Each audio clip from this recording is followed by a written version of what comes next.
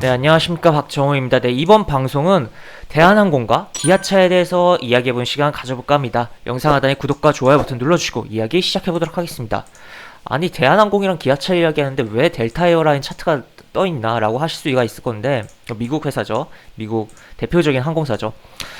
이게 글로벌적인 그런 부분이 있어요. 그래가지고 이게 서로 상호간 굉장히 영향을 많이 받거든요. 그렇기 때문에 우리가 좀 참고를 해야 되는 부분이고, 아침에 주식하는 사람이라면 일어났을 때 미증시부터 확인하는 거 당연한 거다라고 좀 볼 수가 있겠는데, 뭐 델타 에어라인 그 화이자 관련으로 이렇게 움직였습니다. 물론 시간으로, 절대적인 시간으로 봤을 때 우리가 더 빨라요, 미국 시장보다. 그렇지만 어쨌든 델타 에어라인이 이런 흐름이 나왔었다. 이거 기억 잘 해보시고, 음봉, 양봉, 음봉 이렇게 나왔었다라는 거. 대한항공을 넘어가 봅시다. 대한항공, 음봉, 양봉이 나왔네? 라고 볼 수가 있겠죠. 그대로 나왔죠. 거의 똑같게 색깔은.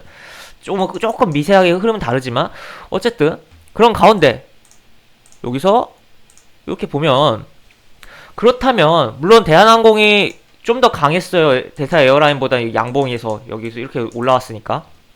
그렇다면 델타 에어라인처럼 대한항공도 오늘 음봉이 나와줄 수 있는 거 아닌가 한번 생각해볼 수 있다라는 거죠. 어쨌든 뭐 다시 대한항공을 넘어가서 보면 왔다 갔다 해서 좀 정신없지만 좀 달라요. 확실히 여기 음봉 그 시가를 잡아먹는 양봉이 나왔다는 거에 델타 에어라인과는 좀 차이가 있는데, 그렇지만 어쨌든 뭐 전일 시간에 다니까에서는 한옥가 정도 오르긴 했어요, 대한항공이. 그렇지만 오늘 음봉이 나올 가능성 더 높은 거 아닌가. 그리고 이게 5위 이동평균선과의 이 간격 이동평균선과의 그 주가의 관계는 항상 밀집해 있으면은 퍼지려고 하고, 이 캔들과 주가가 그 주가를 표현한 캔들과 이동평균선이 거리가 생기려고 하고, 거리가 생기면 당겨지려고 하고, 그런 습성이 있습니다. 그렇기 때문에 요렇게 각도가 이렇게 요 정도 이런 식으로 돼 있는데 조금 조정을 받아줄 수 있는 거 아닌가, 오늘 그런 생각을 좀 해볼 수 있겠고, 물론 시간에서는 올랐지만 그래서 시가 조금 띄우고 조정을 받거나, 아니면은 워낙 어제 기관과 외국인이 강했기 때문에 여기 매수가 강하게 들어왔기 때문에 시가 한번 살짝 띄우고 이렇게 한번 쳐줄 수가 있을 수도 있겠는데, 쳐줄 때는 반드시 요거를 넘겨줘야 된다라고 볼 수가 있겠고, 그래도 이게 좀 불안한 이게 워낙 이동평균선과 거리가 있기 때문에 뭐 수급적으로는 굉장히 우수하지만 좀 뭐 물음표라고 보실 수가 있겠고, 음봉의 가능성이 조금 더 한 20% 이상 좀 더 있는 거 아닌가라고 좀 생각해 볼 수 있는 상황입니다. 오늘의 그런 종목이 되겠습니다. 대한항공 같은 경우는. 어쨌든 여기 지금 그동안 많이 올라왔기 때문에 신규 접근의 관점에서 볼 때는 뭐 너무 공격적인 위치라고 볼 수가 있겠고, 음봉으로 좀 조정 주면서 안전적으로 5위 이동평균선까지 최소한 밀려준 다음에 관심을 갖는 게 좋지 않을까에 대한 의견까지 드리도록 하겠고, 이제 다음으로 기아차 넘어가도록 하겠습니다. 기아차 어제 굉장히 강했고, 어제 뭐 이렇게 이틀 연속 외국인 기관에 매수가 들어왔다.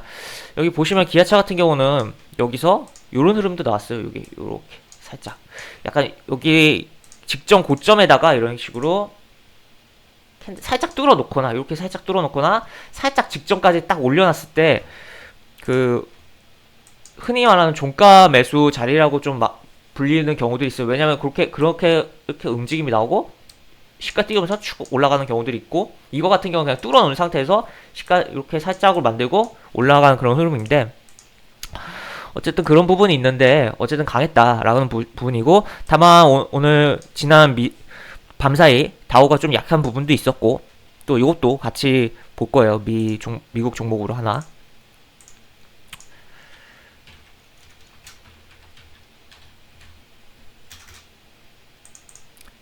제너럴 모터스를 보면 얘가 어제 미 장에서 쉬었습니다. 그러니까 여기 보시면 물론 시간적으로 아까도 말해드렸지만 우리 시장이 더 빨라요, 미국 증시보다.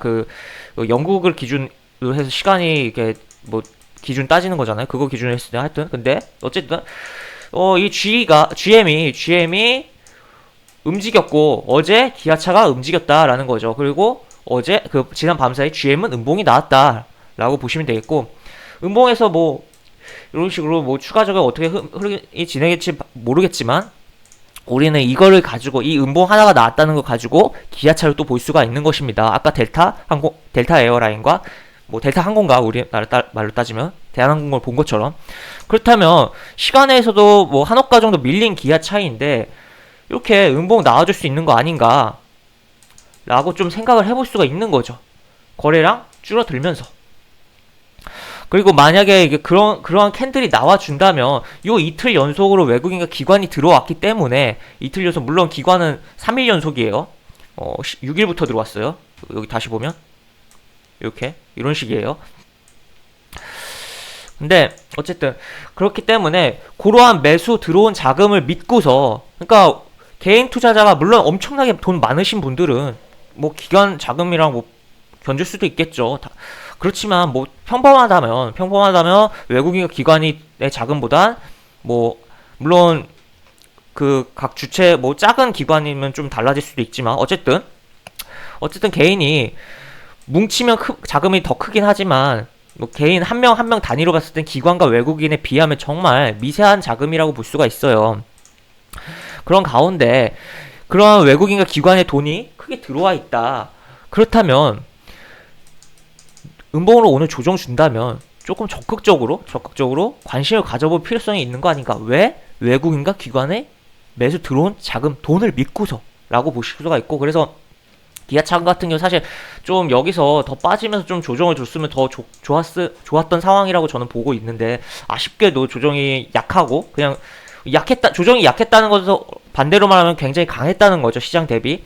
그런 가운데 이렇게 상승이 나왔고, 그런 가운데 뭐 GM처럼 지난밤 GM처럼 음봉이 하나 나와준다면 기아차 오늘 뭐 오후장에 좀 접근해 볼 수 있는 거 아닌가라는 생각이 들고, 만약 하나 더 나와준다면, 하나 더 음봉이 나와준다면 뭐 그것도 나쁘지 않다라고, 뭐 내일 연속으로 음봉이 나와주는 것도 나쁘지 않다라고 저는 생각합니다. 그래서 분할로 좀 이런 식으로 자꾸 이렇게 분할로 이런 식으로 음봉이 나올 때마다 조금씩 오후장에 종가 근처에서 분할로 담아본다면 추후 요런 양봉을 하나 취할 수 있는 거 아닌가라고 좀 생각이 들고, 이렇게 생각이 들고, 이런 식으로 양봉이 취할 수 있는 거 아닌가 생각이 들고, 분명 최근에 올라온 게 워낙 크기 때문에 부담이 되는 위치지만 외국인과 기관, 이 거래량과 외국인과 기관, 이 거래량을 만든 외국인과 기관의 자금을 믿는다면 지속적으로 관심을 가져봐야 되는 대형주 아닌가라는 의견을